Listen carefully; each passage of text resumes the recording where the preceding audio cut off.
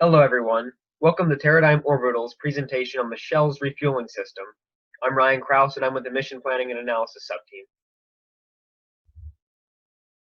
TerradigmOrbital is a concept company created by the students at the University of Maryland Aerospace Engineering Program. This is a design review for the Satellite Health and Equipment Life Lengthening System, or SHELS, which is our entry in the 2020 RASC-AL Competition Theme 4, Commercial Cislunar Business Development Plan. TerradigmOrbital is divided into 7 different subteams: Mission Planning and Analysis, Avionics and Flight Software Systems, Power Propulsion and Thermal, Load Structures and Mechanisms, Systems Integration, Business and Finances, and the Refuel Board. This is the concept of operations for the SHELS system. It consists of 2 main hardware components. There's a propellant depot capable of storing both xenon and hydrazine in large masses in geostationary orbit, and propellant transporters that take these propellants and move them to the clients who will be refueled. The propellant depot is launched directly into geostationary orbit by a Falcon Heavy, and similarly, the propellant transporters are launched directly into geostationary orbit by a Falcon 9. We will also be considering the Starship launch system if it becomes available. The depot remains stationary in geostationary orbit throughout its entire lifespan. The propellant transporters are responsible for moving the propellants from the depot to the prospective clients. These refueling operations consist of a propellant transporter beginning docked with the depot, filling up on the next client's propellant choice, xenon or hydrazine, and then phasing through geostationary orbit to that client. When the propellant transporters reach the client, they will use our docking and refueling interface to transfer propellant to the client. And when that's finished, they'll retreat from the client and begin the phasing process back to the depot, and the cycle will repeat. The duration of this entire operation depends on the level of demand we are supporting, but at what we anticipate to be the optimal level of demand for a propellant transporter to support, we anticipate this process will take 120 days. As the depot progresses throughout its life, it's going to be emptied gradually, and before a depot is fully depleted, a replacement will be launched. The depot will be disposed to a graveyard orbit 300 kilometers above geostationary orbit. The duration of a depot's lifespan also depends largely on the demand. Earlier on in the business, when we are anticipating a lower client base, the process could take up to 7 years. But as the client base expands, we are expecting that to be brought down to almost 2 years. The 2 primary components of the Shell's refueling system are the propellant depot and the propellant transporter. The depot will be in geostationary orbit along with their customer base, and will have a wet mass of just under 15,000 kilograms when filled. It will store both hydrazine and xenon propellant. The ratio of these 2 will be determined by 2 things. One is the relative usage of these propellants by satellites in geostationary orbit, and 2 is the approximate amount of life extension each of these propellants can give a given satellite. There are advantages to having 2 separate depots for hydrazine and xenon, but doing so would incur a higher development cost up front. Additionally, a purely xenon depot would need to last a very long time in orbit because satellites don't need that much xenon for sufficient life extension. Our current model has a design lifetime of 7 years for the depot because we don't anticipate customers needing much more time than that to deplete it. The propellant transporters will be used to phase between the propellant depot and the customer satellites, delivering a specified amount of propellant. It has 2 configurations, one for hydrazine delivery and one for xenon. When delivering hydrazine, the xenon tanks will be empty, but when delivering xenon, the hydrazine tanks will still store at least 15 kilograms for its own maneuvering. It has a dry mass of just under 700 kilograms and a design lifetime of 15 years. When considering the parking orbit for the depot, we had to take the approach that mass is money. Each extra kilogram that can be delivered to geostationary orbit represents massive propellant that can be sold to customers. So this decision was made in tandem with the launch vehicle selection. This comes with a trade-off. The lower the orbit, the more mass a launch vehicle can deliver to the parking orbit, but the more mass is going to be expended by the propellant transporters phasing to and from the parking orbit and geostationary orbit. This is a table that breaks that down for us for 6 candidate orbits that a SpaceX Falcon Heavy launched from Cape Canaveral could easily get into. The first 2 rows represent how much hydrazine propellant could be delivered to a parking orbit by the Falcon Heavy. The third one represents how much mass is going to be totally depleted per given operation. So this added together the amount of propellant that's given to a customer, as well as the amount of propellant that's used by the propellant transporter phasing to geostationary orbit. As we can see, Geostationary orbit, which is where the customers already are, represents the best parking orbit for the depot. In order to get these components to geostationary orbit, the Falcon family was selected for our launch vehicles because of their high reliability, high lift capacity, and low price. The depot will be launched on an expendable Falcon Heavy because at the moment it is SpaceX's largest lift capacity vehicle. Once we reach a demand level where having more than one depot launched in orbit at once is advantageous, which I'll be discussing in a little bit, we can then make a switch to Starship when that becomes available.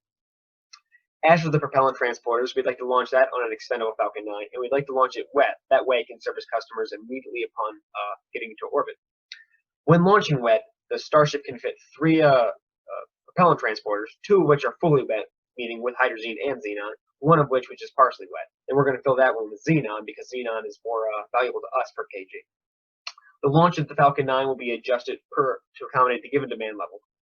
Here you can see the list of RASC-AL requirements for the Cislunar Business Development theme. You will notice across the top of each slide one or more of these icons denoting which requirements are covered in that slide.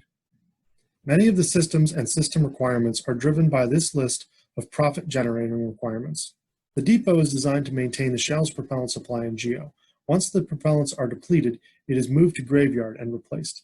A single depot stores 8,500 kilograms hydrazine and 1,500 kilograms xenon. The transporter requires more robust navigation and maneuvering subsystems, as well as the pump and female interface of the refuel port system. The transporter's designed lifespan of 3 depots can make over 150 deliveries of up to 500 kilograms hydrazine or 150 kilograms xenon to an asset, while using 15 kilograms hydrazine or less for its own maneuvers. And then so for the first topic, the general sizing requirements, we have to keep 3 payload fairings in mind: the Falcon 9, the Falcon Heavy, and Starship. And within these 3 launch vehicle payload, we have to keep in mind the limits of both mass and volume. And mass drives our profits, making mass a primary design factor for structural components. And if we use the entirety of the mass capacity for the launch vehicle payload, volume is no longer our limiting constraint because we would far exceed the mass limit before we approach the size limitations.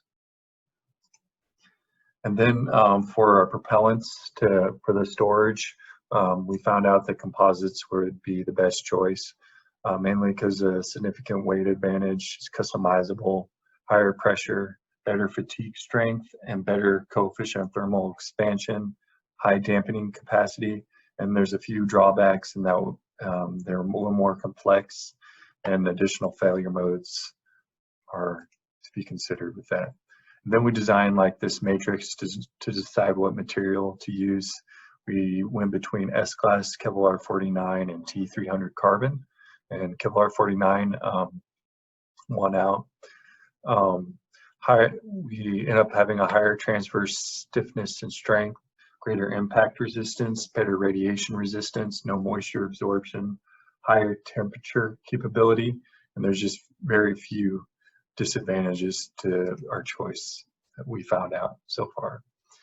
And then here's some of the numerical analysis for the Kevlar margin of safety. For the tensile strength, we had 9.92, and for the compressive strength is 3.3. And then I kind of skipped over the fuel depot, and now we're going to the propellant transporter. They will mimic the same design, you only have completed the propellant transporter so far, and we have a Gantt chart when that's going to be completed.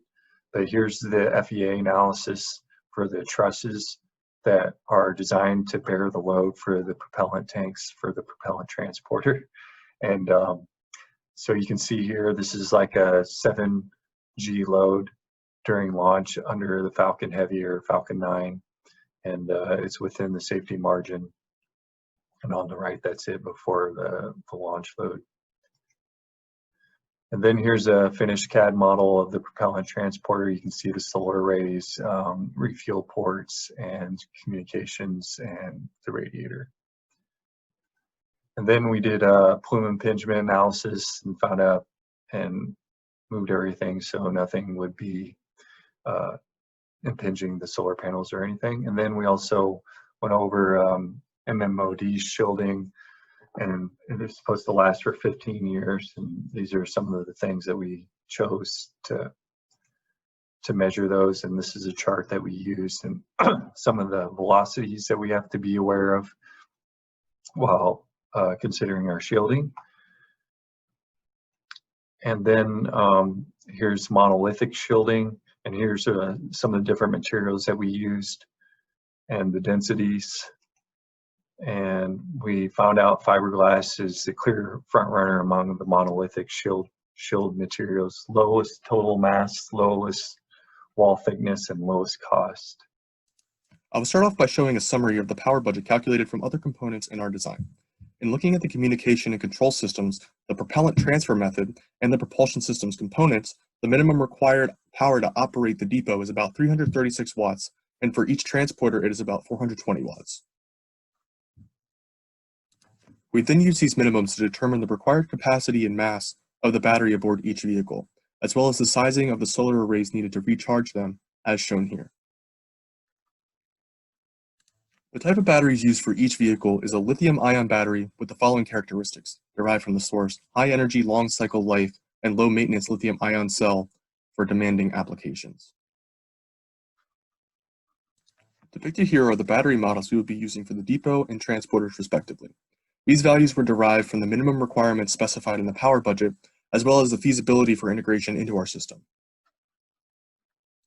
Depicted here is the power block diagram to represent the flow of power from the solar arrays to our batteries, then ultimately into our system.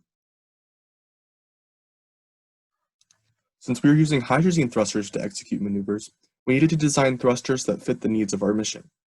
We derived specifications for the thrusters by considering the minimum impulse bit required. We did the same process for both the 1 Newton and 20 Newton thrusters presented in the following slides.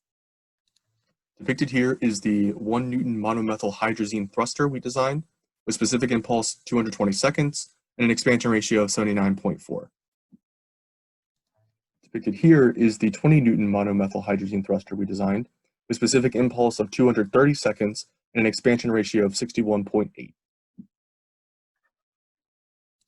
When considering thermal effects, we first looked at effective operating temperature ranges for the components on our vehicles, as shown in this diagram. This allowed us to determine a required size for the radiators in the following slide. Considering absorptivity ratio and the heat required to radiate, the minimum radiator areas for the transporters and depot are 1 meter squared and 0.62 meters squared, respectively. Shown here is the multi-loop heat system consideration for our design. This factors in other heat sources such as solar radiation into the flow of heat for our system. These operational flow diagrams of the transporter and depot illustrate both transfer directions using the depot to represent itself and the client asset. The designs incorporate both xenon and hydrazine. The hydrazine is used for the engines and delivery to the asset. The xenon is only for delivery. When delivering hydrazine, the pump is placed in a neutral state. Flow is managed by the regulator, and the splitter directs all flow to the hydrazine tank. The splitter on the other side of the system directs all flow to the RP system. The pressurant is kept at sufficiently high pressure to maintain consistent outflow, while the asset tank approaches its full state. For a xenon transfer, the splitter directs all flow to the xenon tank. The regulator is placed in neutral state, allowing maximum pressure to the pump, which then steps up the pressure to the required 151 bar, maintaining consistent outflow to the asset. You will notice that a bladder exists in the xenon tank, which is receiving a pressurant. This bladder-like tank exists to maintain consistent pressure as the xenon is emptied and the asset tank fills. The bladder creates a barrier preventing the pressurant and xenon from mixing and allows the transporter to completely empty the xenon without an additional pump between the xenon and the asset. The pump and regulator are fully reversible to extract the pressurant from the two tanks, pumping it back into the pressurant tank. This operation is performed during the refill stage while attached to the depot. The extraction, combined with the high pressure of the depot tanks, completely refills the transporter without a pump on the depot. The similar depot design has two deviations. One, the depot has no need for a pressurant return and is designed without a pump, reducing mass, power, and costs. Two, the lack of pump resulted in substantially higher pressures than the transporter to fully empty the propellant tanks as the depot is depleted. Here we have a summary of the transporter tanks. Up top is the material, a composite Kevlar COPV used for all Shell's tanks, followed by the diameter of the transfer valve, the pressurant, and products available. Next is a table of values with the mass of each tank, the maximum fluid mass, and the respective pressures maintained in each tank. The bottom table lists the differential pressure required to transfer the propellant within the operational time limits of 12 hours and 60 days, respectively. The differential pressure was also used to determine the separation force during operation and calculate the coupling magnet's adhesive forces. To ensure a suitable coupling mechanism that would last over 21 years and to create a fail-safe mechanism that is easy to control, permanent electromagnets, or PEs, are used to couple the transfer valves. PEs are permanent magnets that are designed to accept a current which effectively shuts off their adhesive force while power is supplied. These types of magnets require little current and generate little heat, and only during decoupling procedures. They are also highly customizable, allowing for the specific adhesive forces required by our system. The pressure differential calculated for the transfer operations was used to determine the required adhesive force of the PEs. The second table shows the adhesive force, mass, power requirements, and dimensions of each sample PE. These sample PEs are off-the-shelf products that most closely match the adhesive force required. The mating of the two interfaces presents the PEs within attractive range of the metallic discs, and the PEs connect the two valves, holding them in place during the transfer. Here is the exploded view of the female refueling interface. The locking mechanism comprised of two rotating plates, motor, transfer valve, and PEs.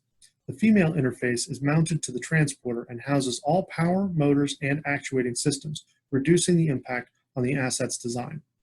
The two conical receptacles decrease mating requirements for the male and female interfaces. The two PEs attached to the sides of the transfer valve are used during refueling operations to couple and maintain connection of the transfer valves, which contain poppets for flow control. The PEs and valve are seated in a contoured non-magnetic sheath, not shown here, in the cradle that allows the valve to translate perpendicular to the surface of the interface. The male refueling interface is a dumb system. It contains no motors, power, or actuation except the single poppet in the transfer valve. The male interface is mounted to the frame of the asset and contains a step valve to convert the line size of the asset to the transfer valve size of the refueling port system. Instead of PEs, the male interface contains metallic discs for the PEs to adhere. This side of the coupling does not translate. The transporter is equipped with a separate refuel interface for xenon. Though essentially the same design as for hydrazine, the increased pressures required larger PEs. While the pin dimensions are the same, the size of the casing, spacing of the pins, and cradle had to be increased to accommodate the larger PEs. Inside each interface transfer valve is a poppet and spring designed to compress into the valve, opening a path for the propellant to flow. When the valves separate, the springs force the poppets back into place, sealing the valves and preventing leakage. Before addressing the control of our spacecraft, we need to discuss the command logic. Position command is depicted here as follows. This is done through comparing the position at epoch with the desired position. Position gets fed as an input into the attitude command, and similar to the pose command, compares current attitude quaternion to desired quaternion. We use quaternions in this case to eliminate the possibility of gimbal lock with Euler angles. For both position and attitude, we make use of a PID controller, with characteristics shown here. The control logic, therefore, can be represented as the following block for inputs and outputs, where error is taken as an input and correcting commands are generated from the controller, as previously discussed in the command logic. In order to test the effectiveness of the controllers, we created a nominal simulation to produce performance plots. The simulation describes our entire sequence for a transporter moving to the safety ellipse around the depot, transferring to a target satellite, and then walking to the target in order to dock. Depicted here are graphs of the position and attitude error over the entire span of the simulation. Depicted here are the radial, in-track, and cross-track positions, as well as corresponding attitude error for the safety ellipse part of the sequence. Depicted here are pose and attitude error for the docking sequence with the target satellite. And depicted here is the actuation for the walk to the target as well as the docking procedure. The final component of the simulation involves the thrust cycles, which helps in determining which thrusters are appropriate by analyzing how much mass is expended, as well as comparing throughput for thruster models. For ground network capabilities, we decided to use near-Earth network facilities due to the number of ground stations they have available. Near-Earth network has 14 ground stations available with 33 different antenna design. Antenna aperture sizes range from 10 to 18 meters in diameter. Having access to near-Earth network's ground stations allows constant communication between our spacecraft and ground stations. The figures shown here and on the previous slide depict the line of sight from 3 near-Earth network ground stations to a propellant transporter as it would appear in orbit. In finding an estimate for the data rates for uplink and downlink connections, we calculated antenna size that would provide enough gain to support the power systems on our spacecraft, as shown by this plot here. We then performed a link margin analysis, a clip of which is shown here, to determine the best frequency bands offered by near-Earth network for use in both uplink and downlink communication. As determined by our link margin analysis, S-band will be used for uplink, and Ka band will be used for downlink. Based on research, the current market size of GEO assets is estimated at 450. From research on future market sizes and a simple linearization of those projections, a growth of 81 assets per year was applied to the market to generate these projections. Since Shells intends to offer both hydrazine and xenon propellants, it is important to understand the share of each propellant in the market and how those shares are changing. The graph on the left shows the mild increase in the xenon share with a matched decrease in the hydrazine share. The graph on the right shows the total number of assets in the market, as well as the number of hydrazine versus xenon assets as the market grows and their market shares change. The market trends and growth projections were used as a basis for the company market penetration projection. An initial market penetration of 1% into the 450 asset market was used. From there, a linear 0.5% market penetration was applied to the growing market to project the number of clients and asset refuels over the course of 21 years. This graph shows total number of clients per year, the total number of refuels per year, and then the total refuels of each propellant per year. Here we have a buildup of our initial costs, our annual costs, and our discount rate. Across the top is the transporter development cost, followed by the production and launch of the first 3 transporters. The same for the depot, then the total. This total is our business development costs, which are the initial investment asked of the investor. The annual costs are yearly costs after launch and covered by the business, which is why they are not included. Next, we have the discount rate. As you can see here, there are several factors involved in the buildup of the discount rate. Each factor was selected conservatively and builds a substantial discount rate of 37.7%. The discount rate is an independent value for investors to use as a measure of the rate of return, or ROR, which we will see later. The ROR should be at least equal to the discount rate to attract investors. These graphs project over the same 21-year period from first asset servicing to the retirement of the first 3 transporters. On the left is the revenue projection, based on the earlier market projections, market penetration projections, and estimated revenue of each asset serviced. In the middle is the annual accrual projections. These are calculated from the revenue values on the left, and then the depreciation and amortization of the transporters and depot development, production, and launch costs are deducted over the course of the 21 years. On the right is the cash flow, or EBITDA, earnings before interest, depreciation, taxation, or amortization. These values only subtract the yearly operational costs, which were not included in the annual accrual graph. EBITDA is the source of the ROR, ROI, and valuation. It is also where the payback period is calculated by summing the years until the initial investment has been met. The colored columns make it easy to see the location of the 5-year valuation, the end of the payback period, and the first billion-dollar year. The far left table shows the buildup of the 13-year total payback period, the development period of 5 years, plus the payback period after first asset servicing of 8 years. Here we see the annual accrual and EBITDA values for each of the 21 years using the 4.65% charge of the assets estimated $200 million per year revenue. The EBITDA column is used to calculate the table values on the left. Total cash accounting, ROI, ROR, and valuation. Total cash accounting is the sum of the 21 years of EBITDA values. This $10.23 billion is then used to calculate the ROI, which is the total percent return an investor could receive if they owned 100% of the company. The ROI is then divided over the 21-year period to obtain the ROR. Recall that the ROR is what investors compare to the discount rate and must be equal to or higher than the discount rate of 37.7%. As can be seen, there is an 11% margin between the discount rate and the projected ROR, which should be attractive to investors. Lastly, to obtain a valuation, it is important to determine the appropriate multiple of EBITDA to use. After reviewing data on aerospace and other industry EBITDA multiples, aerospace appeared to have an average of 12, while other industries rested around 6 to 8.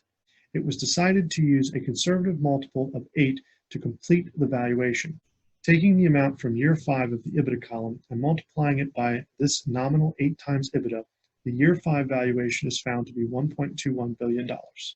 As of today, there are around 450 or so satellites in geostationary orbit, of which 25 to 30 get decommissioned each year. So here's a quote from a Northrop Grumman executive essentially explaining that in the coming decade, the life extension market for geostationary satellites should be above 150 satellites. Now, when considering our competitors, we also have to consider robotic servicing because that's also in the life extension market.